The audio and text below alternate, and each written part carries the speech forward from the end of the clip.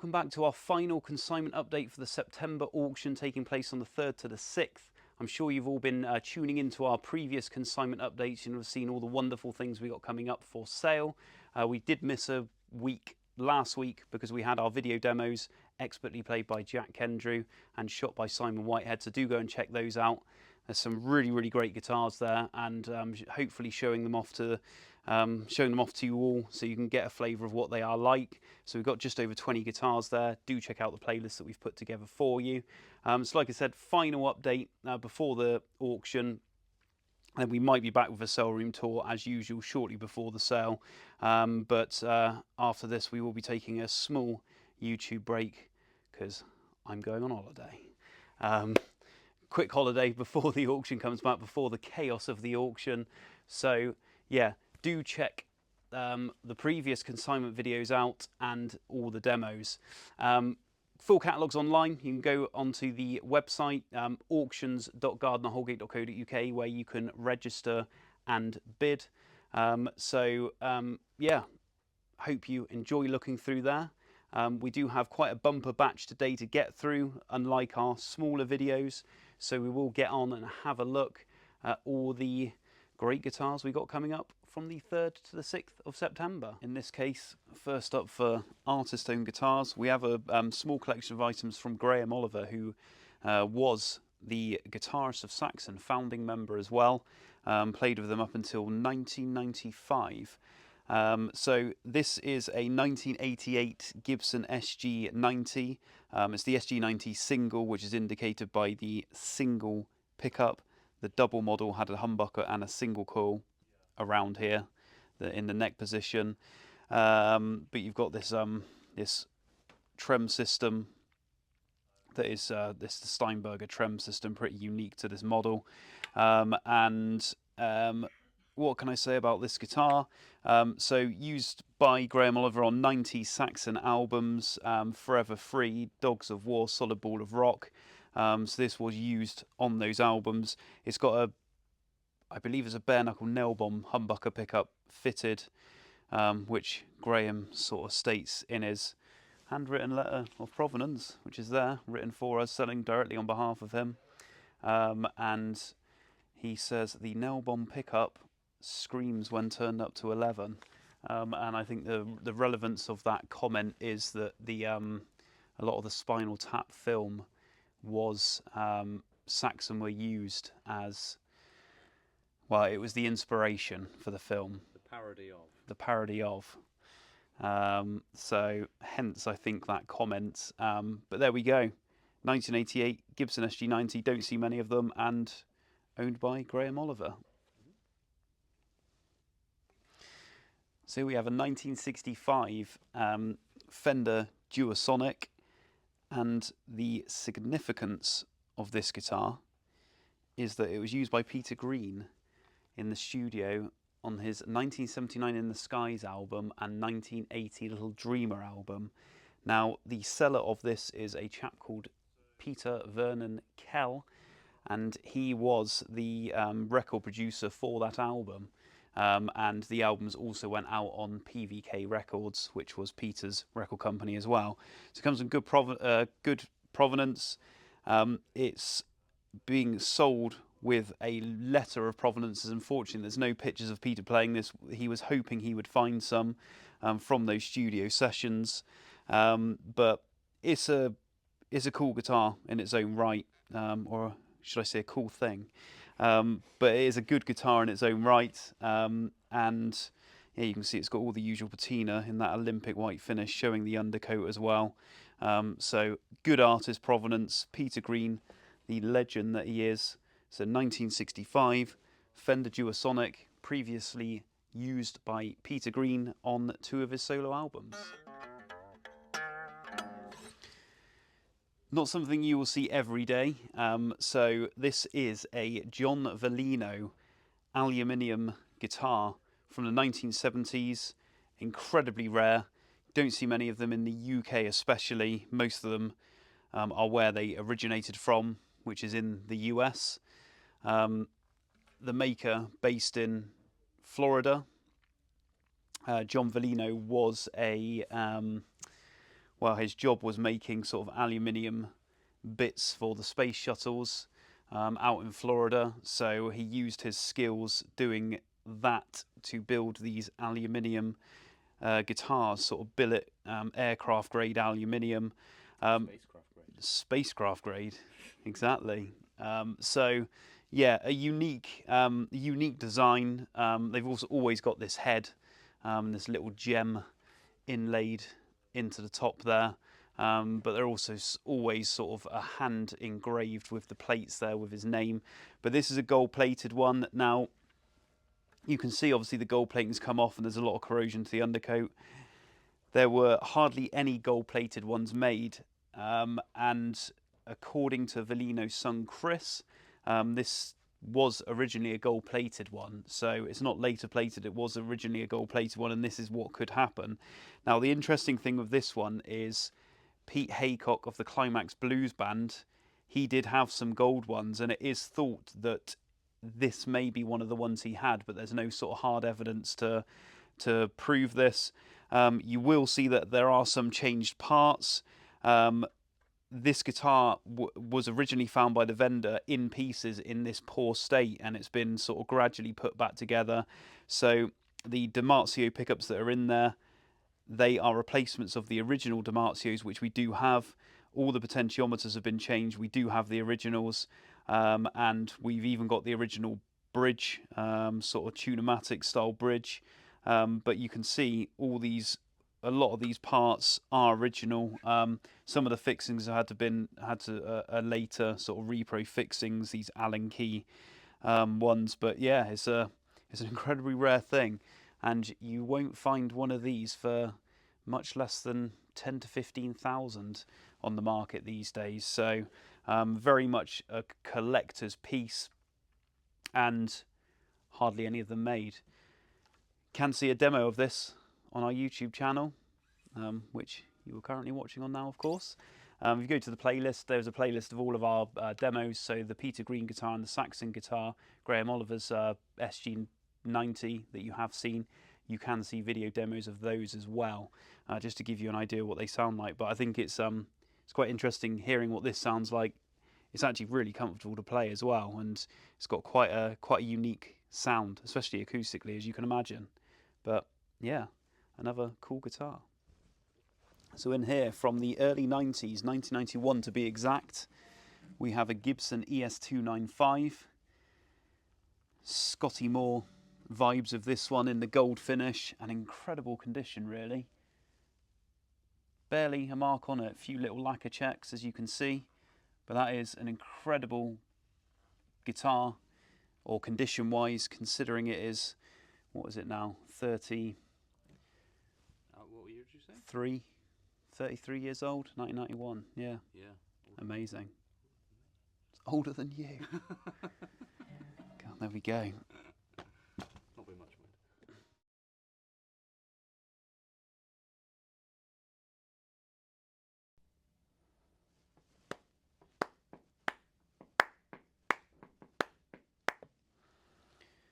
So in here we have another nice Gibson from the same seller actually as the previous lot. This is a 1974 Gibson Byrdland, and you will see there is some aging on it. Loss of gold plating, which is usually typical for these models. But you've got the typical 1970s witch's hat knobs, and you'll see, if you can get in and see the label, the usual square label that you see on these 70s models. But there we go. In its original case, purple lined case with its Gibson logo. Nice lot for that sale.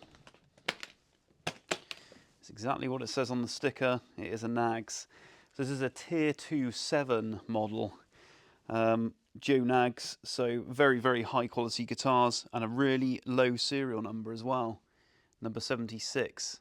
So this will be one of the very early builds when he set up his own company.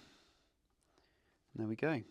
Cool looking guitar, a unique-ish design as well.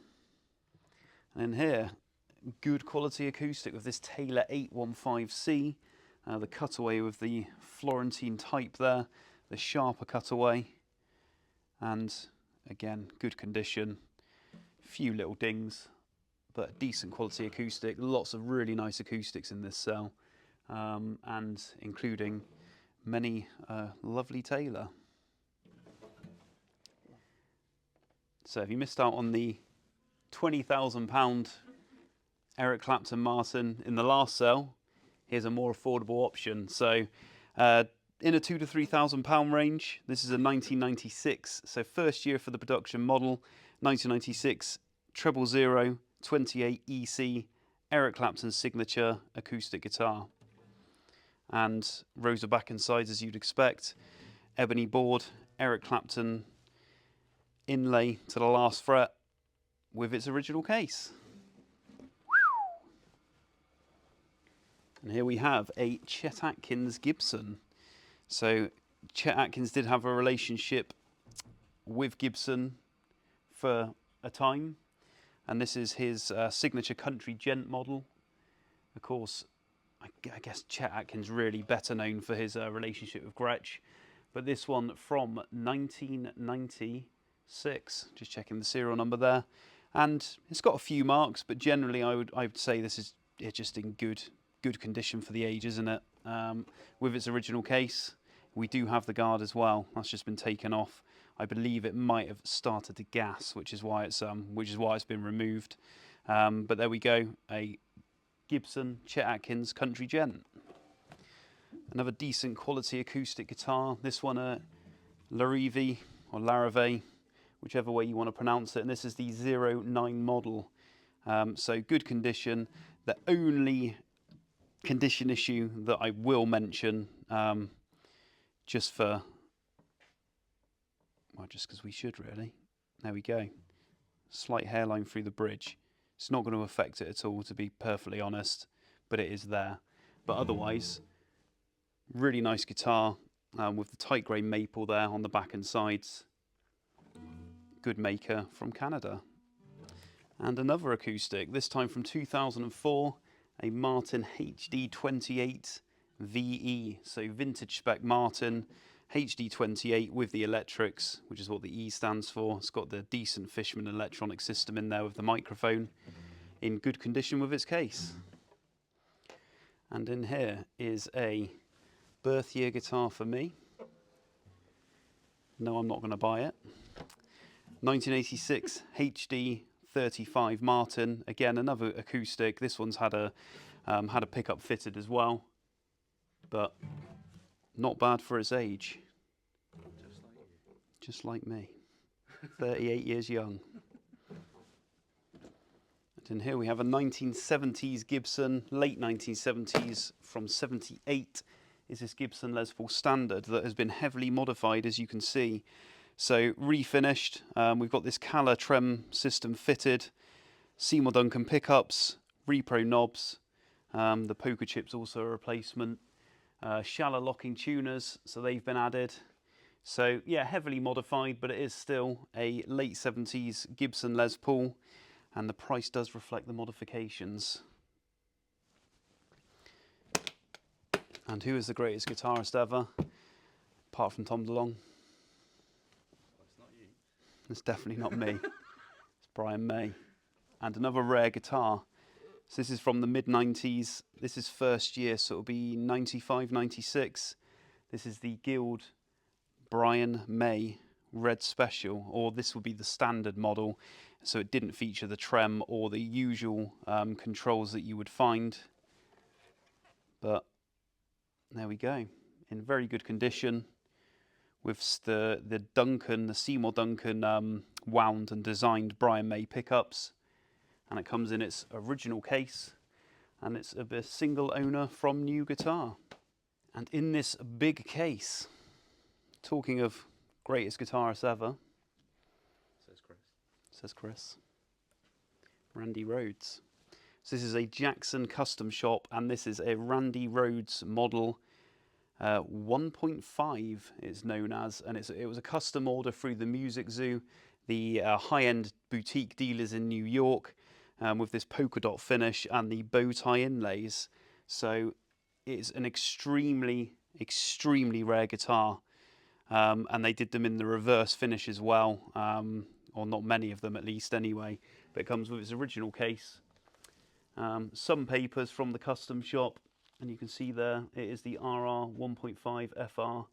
What does the FR stand for? No idea. Floyd Rose, of course. The best tuning system. The best tuning system, apparently, if you can be bothered to fit them, which is actually quite easy, isn't it? Yeah. Maybe we'll get Chris to give you a how-to on our YouTube channel one day, because he's always getting really frustrated when people say how hard they are to string up, but Chris has the trick. So there we go. Floyd Rose equipped Jackson Randy Rhoads signature model, and a very rare guitar indeed. So in here we have a 2007 Fender Custom Shop Nocaster relic. What does Nocaster mean for those that don't know? The logo is missing, or the Telecaster logo is missing, because it was a transitional thing when the broadcaster name, essentially Fender were asked by Gretsch not to use the broadcaster name because it was the name of one of their drums.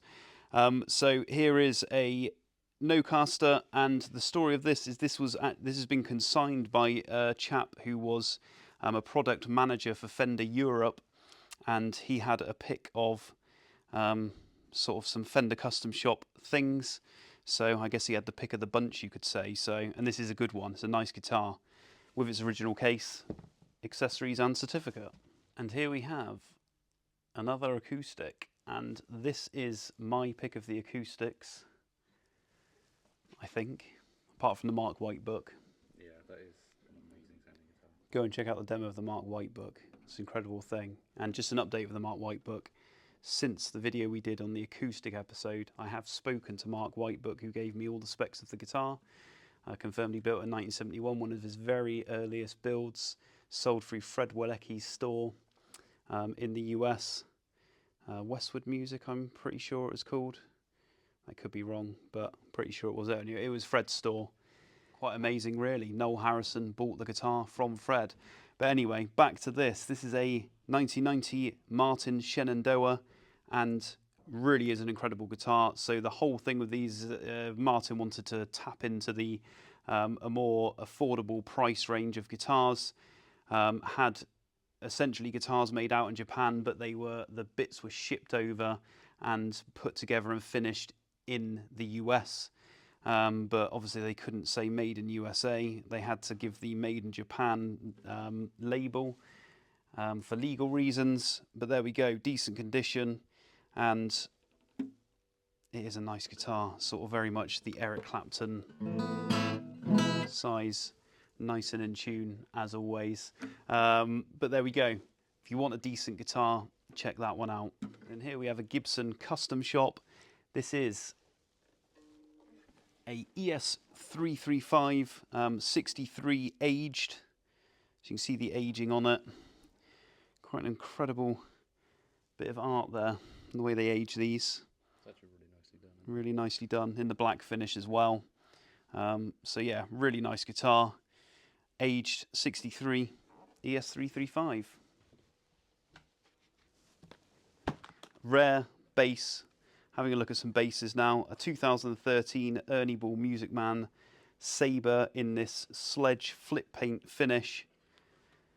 So there's only one of two of these were imported into the country for a guitar show. I'm sure there'll be more in the country now, but only one of two in this finish. So a rare, rare bass guitar. Next up we have an early Rickenbacker bass. This is a 4001 model from 1973, so it has the earlier features such as the toaster style pickup and the groover tuners. So early 73, desirable features in good condition with its case. This is quite a rare Rickenbacker actually. This is a 2009 Rickenbacker C64S, and it's essentially a copy of McCartney's bass. So you've got this this more smoother rounded edging in here, and you've got the lefty style, right? The head that's basically the same style as McCartney's iconic bass as well. hence the 64 designation.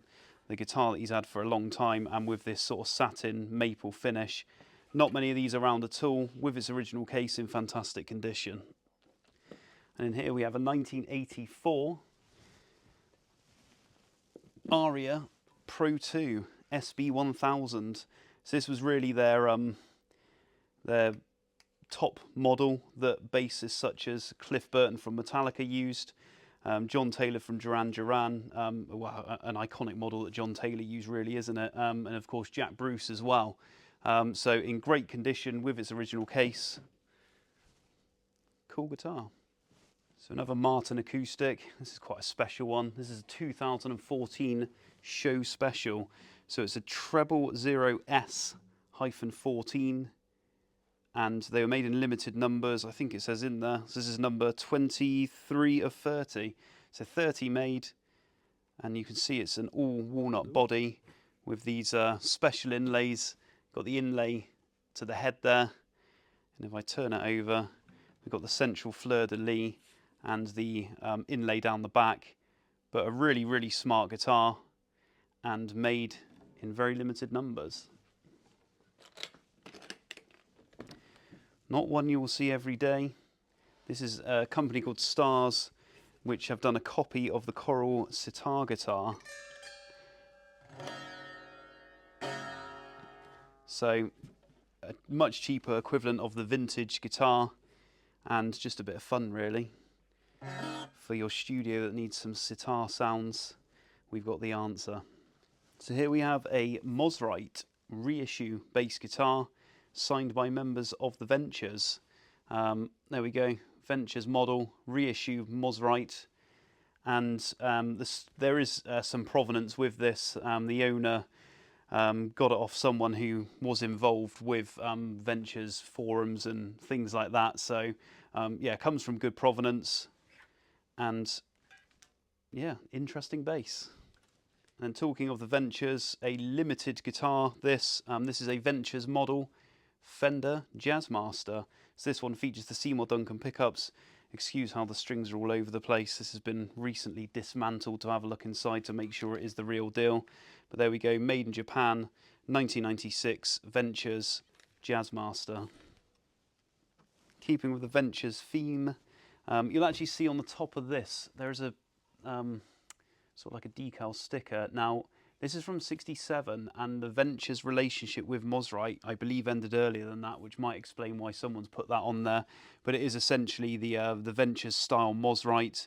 So this one from '67, as the potentiometers do suggest. You see the finish has got sort of checking and what have you. It's got its original serial number there on the rosewood board. Comes with its case, but a really cool, quirky US vintage guitar. Nice thing. So we've got some good Epiphone guitars in the sale. This is a special run guitar, limited edition as you can see by the plaque, 2022, and this was an Andertons exclusive. So it's a 1959 reissue Les Paul Standard with this sort of lemon burst top, but it does come with the pair of Gibson USA pickups. And this is a special run that they did. It was an exclusive for Andertons, and I believe there was another store as well in America that had the similar spec guitars. But you can see if you go to Andertons' YouTube channel, they do a video about just these guitars. So decent Les Paul, 2022 Andertons special Les Paul Standard. No sale will be complete without a JV Squire. So this is a 57 reissue, but from 1983. The JV series Japanese vintage, and it has been set up for slide, as you can see, with high action, very heavy gauge strings, and blocked off as well. But JV Squire, we all like them, I think. This is a fairly rare guitar. This is a Chandler Electraslide. So again, this one is set up for slide play, and it's kind of like got this resonator thing going on, but you just don't really see them around. Electraslide by Chandler. This is a firm favourite of mine because it's a single pickup guitar. So this is a Greco Firebird copy from the 1980s. It's a very, very rare guitar, being a Firebird 1 copy. in the red finish as well. So you do see them around, but rarely in this red finish. And how cool is that? Really good copy. Banjo tuners, single pickup, great guitar. You can see from the case it can only be one thing, a Slash signature Epiphone Les Paul. So this is the Appetite for Destruction Les Paul in what they call the Appetite Burst, although there's not much burst on there, is there? Not a lot of appetite for that burst. There we go, with the original case. Stick around, the jukes will keep coming. And from 2021. So from 2021, and quote unquote, literally the stupidest looking guitar ever, is what Chris has literally just said to me. And I picked this out because I think they're one of the coolest looking guitars ever. So let us know in the comments what you think. I mean, I can't say anything. I like pointy things. Yeah. So... I mean, I'm not even joking. You said it, didn't you? Admit it. Yeah. But this is an Epiphone Wilshere. This is a reissue of the vintage model, and I like them. 2P90 pickups, and really nice, lightweight, nicely balanced, and good guitar. Yeah, good guitar. Cool looking guitar as well. He did say stupidest looking guitar. Oh no. Maybe. Should have saved that comment. This is. Can't believe how good that link's been. Just came one after the other. There we go. Is this the stupidest looking guitar? Yeah. Let us know. But it's also kind of cool. Yeah, they are really well balanced. They're the comfiest guitar to play. Yeah, they are comfortable. We've had them before, but from 2007, this is of course the Gibson Reverse V, and it was from the what were Gibson thinking phase, from those the weird and wonderful models they were bringing out around that time. In here, we are a British company, so we should feature a British inspired guitar, although I'm sure these were made in Korea, these later ones. But this is a Burns Marvin 1964, so the Hank Marvin signature in the classic Fiesta red finish. This is one of Burns' sort of higher end models from their latter years. From about 2010 this one was made with its original case. More good acoustics coming at you, and another British manufacturer. This is Atkin, and a bit of string there. So this is the OM-37c in the aged finish. 25th year of the company, made in 2020. And there we go. The really, really nice walnut back and sides on this one. So a bit of a, I guess, a custom order thing. Decent acoustic guitar from an English luthier. And from 1992, another great English luthier, a maker called Ralph Bown, and this is one of his acoustic guitars. So very highly regarded maker, change hands for quite a bit of money these days, and you can see this is a sort of very Martin inspired guitar, and in good condition. Another nice acoustic for September. No video would be complete without featuring at least one PRS, so we'll get this in quickly before we very shortly finish up. So this is a hollow body McCartney PRS, and you can see it's in very good condition. I think this originally came from us. It's come from a collection of guitars from someone who has bought quite a lot from us over the years, and comes with its case and tags. So PRS McCartney hollow body. Here we have a Gibson 175, and until this came in, I didn't think we'd really have many in the cell. In fact, we do have a 1959 Gibson ES-175, I'm forgetting. Isn't there a 70s one as well? I think there is a 70s one, yeah. But anyway, there we go. And this is from 2009, this one, in the sunburst finish with its original case. It's recently come in from a deceased estate, so doesn't look like it's had much use. But there it is, original case, ES-175. So here we are. You can see from the picture you've just seen, that is Mr. Eric Stewart of 10cc fame, and this is his Gibson Everly J180 Everly Brothers acoustic guitar from the Gibson Custom Shop. Ren Ferguson was very much involved in this for Eric, and there we go, in the black finish. Very good acoustic guitar, Custom Shop Everly, and comes with the photo, being sold on behalf of the family. And there we go, it was original case and a signed picture from Eric holding the guitar. So there we go, ladies and gents. I hope you enjoyed this final consignment update before our auction on the 3rd to the 6th of September. As always, if you like this video, please hit the like button. Remember to subscribe to our channel for future uploads. And of course, hit the bell icon so you do get reminded. Head to the website, auctions.gardnerholgate.co.uk to see all these guitars. I hope we featured most of the good guitars we got coming up in the sale in these consignment updates. There will be things we've missed. We can't get through them all, but you can look at that catalogue and see everything we've got coming up for sale. 1,500 lot sale of guitars, pedals, amps, artist associated guitars, memorabilia, studio and audio equipment. So once again, hope you enjoyed this video today, and we will see you next time.